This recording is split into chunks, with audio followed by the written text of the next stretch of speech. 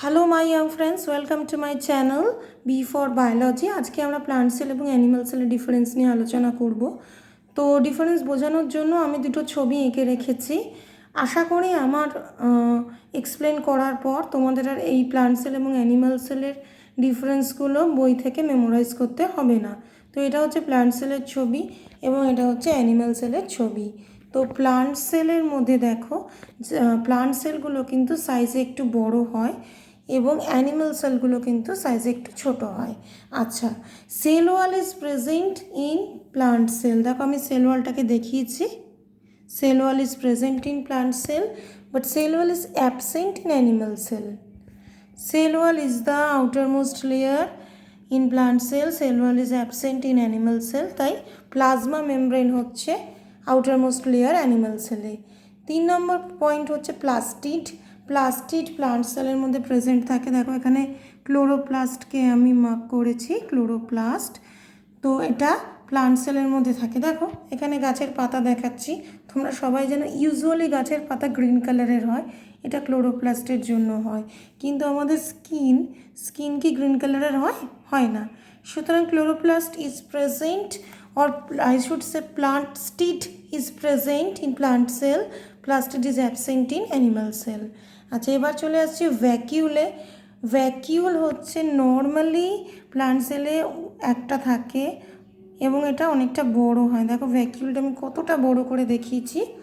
আর দেখো এটা animal sell. Animal সেলের মধ্যে ব্লু কালি দিয়ে আমি ভ্যাকিউলগুলোকে মার্ক করে রেখেছি বোঝানোর জন্য। দেখো ভ্যাকিউলগুলো ছোট এবং প্রচুর সংখ্যায় রয়েছে।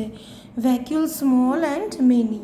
ওকে, নেক্সট হচ্ছে গলগি বডি। গলগি বডি কিন্তু দুটোতেই থাকে, কিন্তু প্লান্ট সেলে গলগি বডিকে আমরা ডিকটিউজম বলে থাকি, কিন্তু অ্যানিমাল সেলের ক্ষেত্রে আমরা গলগি বডিই বলে থাকি সেটা, এবং গলগি বডিটা ওয়েল ডেভেলপড হয়। গলজি বডি হচ্ছে স্মল কানেক্টেড ইউনিটস, ডিকটিউজম বলি প্লান্ট সেলের ক্ষেত্রে, আর গলজি বডিটা হচ্ছে well developed in animal cell.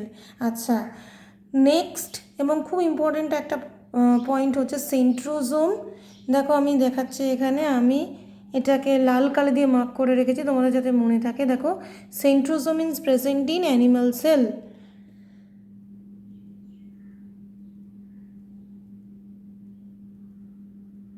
কিন্তু centrosome is usually absent in plants, but higher প্লান্টসের ক্ষেত্রে অ্যাবসেন্ট থাকে। কিন্তু কিছু কিছু লোয়ার অর্গানিজমস যারা, যেমন ক্ল্যামাইডোমোনাস নামক যে অ্যালগি থাকে এবং ফাঙ্গি, তাদের মধ্যে অবশ্য সেন্ট্রোজোম থাকে। তো এই হচ্ছে আমাদের পয়েন্টগুলো। তো তোমরা পুরোটা তাহলে একবার বলে দিই। Plant cell larger in size হয়, animal cell small in size হয়। Cell wall is the outermost layer in plant cell, cell wall is absent in animal cell. Plastid present in plant cell, plastid absent in animal cell.